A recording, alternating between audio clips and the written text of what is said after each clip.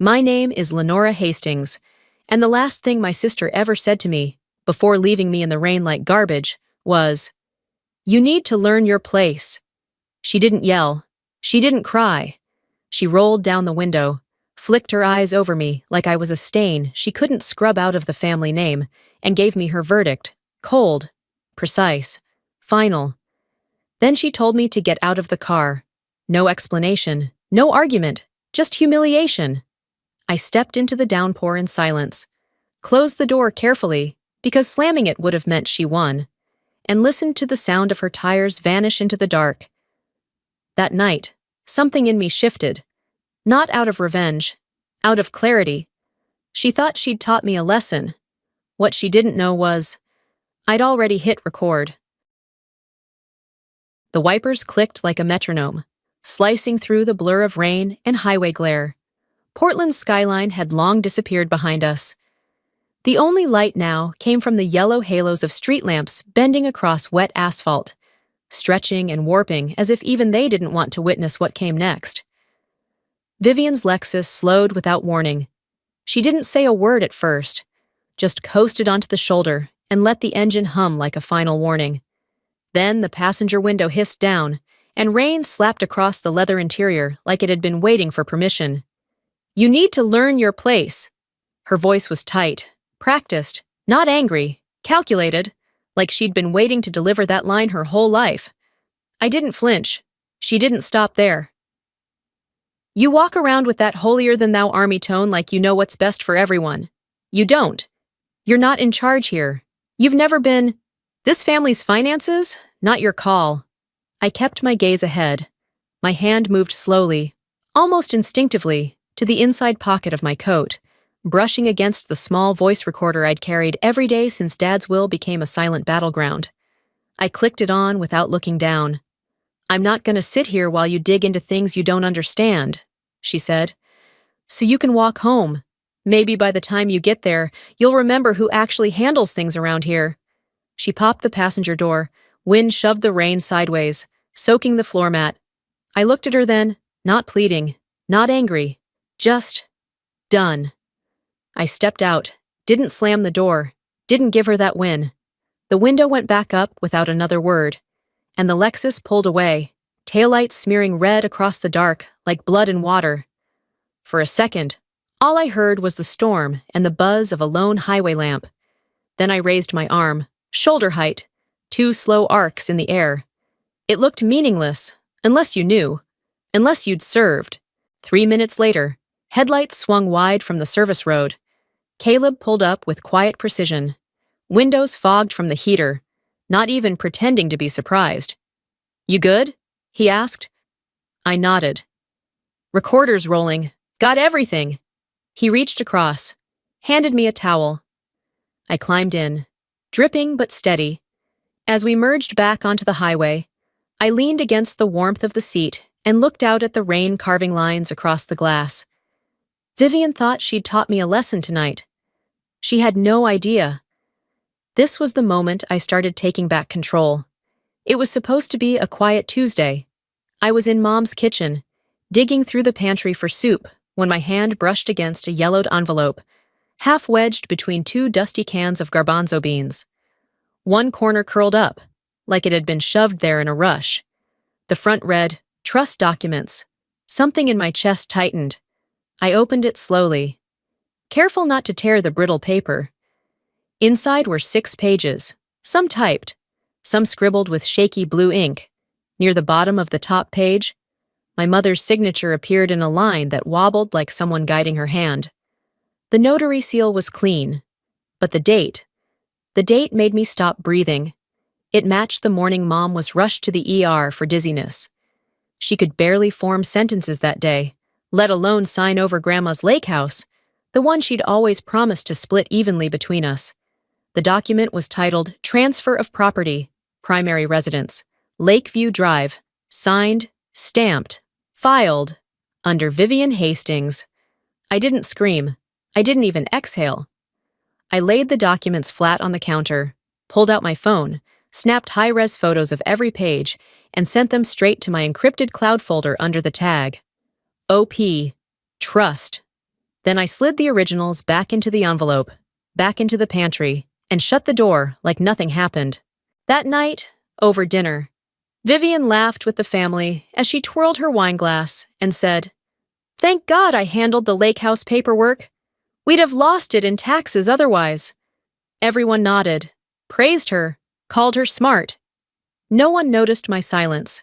I marked the date, the timestamp, the tone of her voice, just like we marked enemy radio chatter in Afghanistan, quietly, methodically, without giving away that we'd intercepted a threat. The first real crack showed when Mom received a past due notice from the bank. She handed it to me with a shrug, saying she didn't remember missing any payments. I read it 3 times. $25,000 had been withdrawn from her trust account last month. Memo line, roof repairs. I called 4 licensed contractors in our county. None had done any work at our house, and none had ever heard of Vivian Hastings. That same weekend, Vivian pulled into Mom's driveway in a new pearl white Lexus, stepped out in 3-inch heels, and swung a Louis Vuitton tote onto her shoulder like it was part of her spine. She gave me a half smile. I gave her nothing. I started cross-referencing withdrawals and purchases, designer bags, spa weekends, boutique hotel stays. Vivian had always lived above her means, but now her lifestyle had found a new sponsor, our mother's trust fund. Still, I needed confirmation, something concrete. It came during a family brunch. Vivian introduced a man, early 30s, slick haircut, suit too crisp for a Sunday morning. She called him her legal advisor. He looked like he'd watched too much Suits and believed it was a documentary. Overcompensating confidence, avoidant eye contact, and when Mom asked a basic question about the property documents, he stepped in with, "Everything's been structured for maximum protection. Vivian's done all the right things." That was the moment it all locked into place. She wasn't just spending freely. She'd built a system, a shield of paper, fake authority, and technical half-truths to funnel money into her hands while appearing like the dutiful daughter. This wasn't messy family drama. This was orchestrated fraud. And it was only just beginning. The back room behind Caleb's auto shop smelled like engine oil and old war stories. The fluorescence buzzed overhead as I unrolled a tattered map across the table. "This is the plan," I said, tapping the corner like I was briefing a field team. "Just like we used to run it." Caleb didn't need convincing. He was already checking gear, mini cameras, encrypted drives, motion triggers. Naomi Brooks arrived 10 minutes later, laptop in hand. No small talk. A forensic accountant I'd met through a veterans support circle. Naomi had the kind of brain that treated financial fraud like battlefield math. Aaron Zhao came last, my law school roommate. Now an elder law specialist, sharp, sarcastic, and fearless. The kind of lawyer Vivian never saw coming. Caleb installed hidden cameras inside Mom's house. Naomi started cross-referencing bank statements. Aaron sent formal requests for records tied to Mom's trust. Then it happened. The kitchen cam caught Vivian sliding papers across the table. "Just sign here, Mom," she said sweetly. "It's for taxes. You don't want the IRS coming after us, right?" Mom's voice trembled. "I don't like signing things I don't understand." Naomi found it the same night. A shell company, Hayworth Consulting LLC. No office, no staff, just a name linked to trust withdrawals, processed into cashier's checks and luxury purchases. For the first time in years, I didn't feel small under Vivian's shadow. I had a team. I had a war room. And this time, I was the one taking the offensive. Caleb's living room looked like a digital command center. Naomi had pulled trust data into a massive diagram on his 55-inch TV. Arrows, names, transfers. It all pointed to one thing. Vivian was funneling money offshore. Naomi's latest trace ended in Belize, through an account linked to a man with a fake-sounding last name. Vivian's boyfriend, same guy I'd seen in her Instagram stories, holding champagne and calling her his CEO queen. Aaron flagged documents to prep for an emergency motion. Caleb suggested shadowing Vivian at her charity appearances. She thrived on praise, and people let their guard down around community heroes. That's how we got the next break. At a donation drive for senior blankets, Caleb filmed her leaning into an elderly woman. "Just bring me the bank info, sweetie. I'll take care of everything." The woman was Mrs. Whitaker, Mom's longtime neighbor. Naomi dug deeper. Vivian had run the same play in Nevada 3 years ago, under a different LLC. Settled quietly, NDA sealed. But the fingerprints matched. I got home that night to find Mom watching a cooking show she couldn't follow. Her eyes flickered, trying to grasp something already slipping. "Mi ko, the kwan nyo thu," I whispered, "but I'll remember everything. For both of us." Vivian wasn't just defrauding my mother. She was grooming the entire community, one vulnerable person at a time. A week after we'd locked down the financial diagrams and camera footage, Vivian made her first move. She appeared on KPTV's evening news, hair curled, voice trembling, tissue in hand. "My family is falling apart because of jealousy," she told the anchor. "I've only ever tried to care for my mother, but my sister thinks wearing a uniform means she knows best." She painted herself as the burden bearer, the misunderstood daughter. I was framed as cold, controlling, too militarized to understand family. The clip exploded online. Thousands of shares. Relatives reposted it with heart emojis and comments like, "Proud of you, Viv." Caleb paused the video mid-frame. Her knuckles were white where she clenched the tissue. "That's not grief, that's panic." Naomi added, "She withdrew $9,500 that same day, just under the federal reporting threshold." That wasn't all. Mrs. Whitaker, Mom's neighbor, emailed Aaron. "Vivian used to help me manage my husband's savings. Now I can't find half of it." Then came the hammer. Vivian filed a new legal document, a signed power of attorney from my mother, dated last year, claiming Mom voluntarily handed over full control. Naomi examined it. The notary stamp? From a man who'd lost his license 2 years ago, for fraud. The first threat came for Caleb. A call at 2:14 a.m. No name. Just a raspy whisper. "Soldiers fall too?" I received a fake email. An edited photo of me at an ATM with the subject line, "Withdrawal Queen." Naomi traced the burner numbers. All prepaid SIMs bought with cash, near the apartment of Vivian's boyfriend. Caleb found security footage of them together, withdrawing thick stacks from an LLC account. The campaign wasn't just about public pity anymore. It had turned into psychological warfare. Then, Daniel, our cousin, posted a rant on Facebook. "Lenora's using her army background to steal from our family." I didn't respond. Aaron saw my face and said gently, "Families are the only battlefield people refuse to admit has enemies, but when one shows up, it's always bloodiest." Naomi dug deeper. 3 years ago, Vivian had done the same thing in Nevada. Another shell LLC, another elderly woman, Phyllis Yang, settled quietly, sealed by NDA, but the $80,000 transfer was traceable. That night, I found Mom folding old bills at the kitchen table, confused, as if trying to put her world back in order. And I stood over my father's grave the next morning, uniform coat soaked in dew. I couldn't protect all of them, Dad. But this time, I won't stand down. Multnomah County Courthouse smelled like old varnish and rain, polished floors, whispered tension, 100 kinds of quiet. Outside, Portland drizzled steady, soft but relentless. Inside, I sat shoulder to shoulder with Aaron, Naomi, and Caleb. No words, just focus. Aaron filed the emergency motion. Immediate freeze on all trust assets under Vivian's control.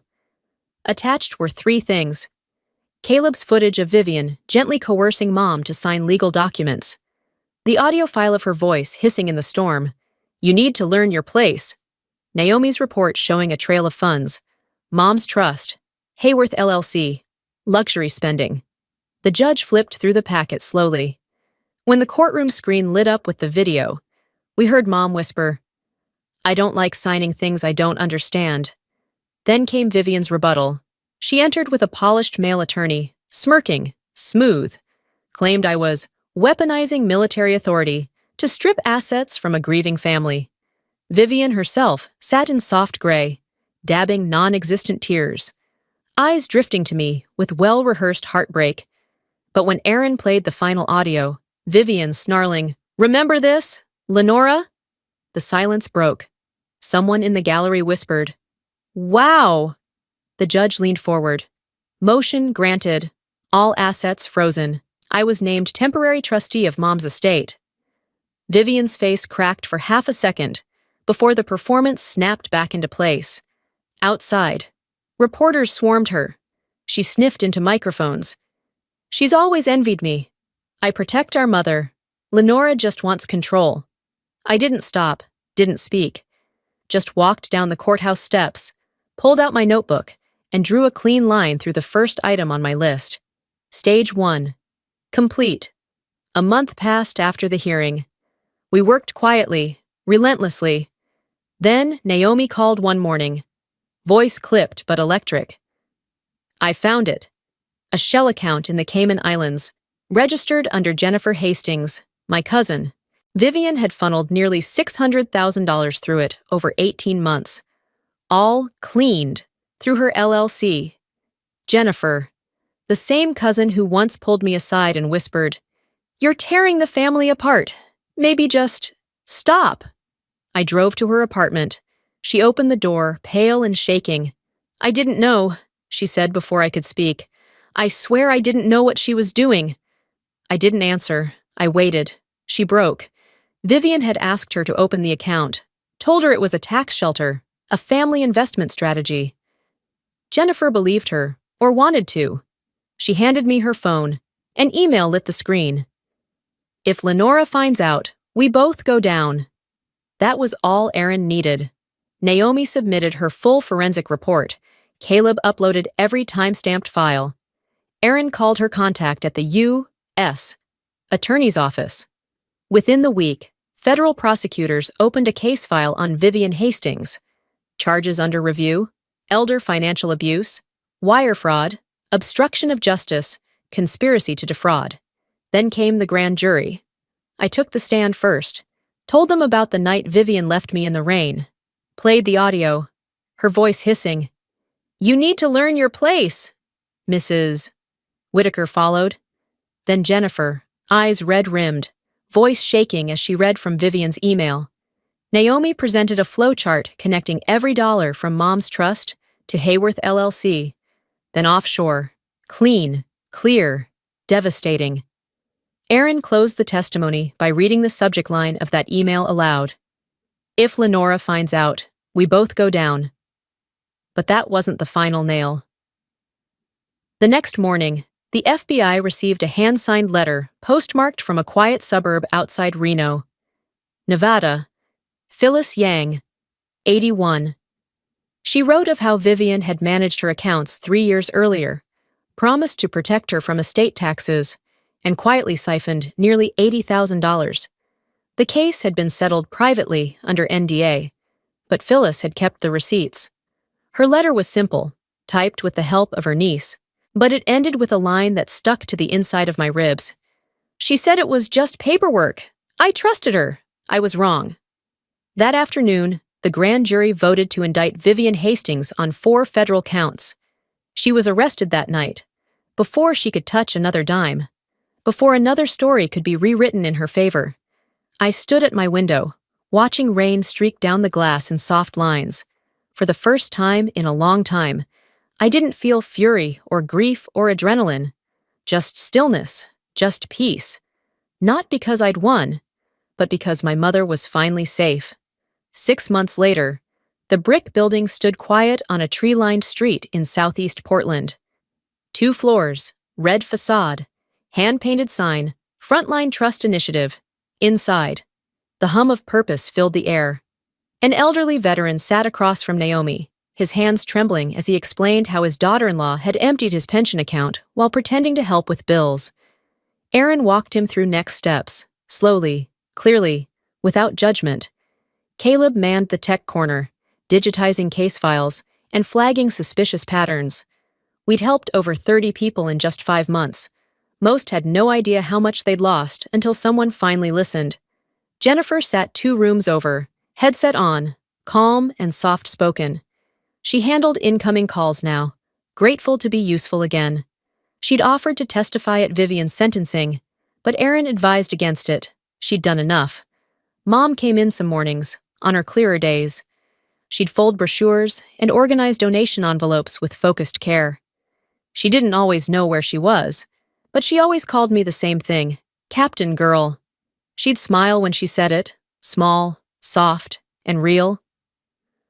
One wall of the conference room held a rotating board of thank you notes, news articles, and one framed piece of paper that never moved. A letter from Vivian, postmarked from the Women's Correctional Facility in California. Typed, cold, final, I hope you learned your lesson. Below it, I'd added a note in my own handwriting, penned in steady, black ink. I did, and I taught it forward. That afternoon, I stepped out onto the small rooftop balcony as the sky turned a quiet slate gray.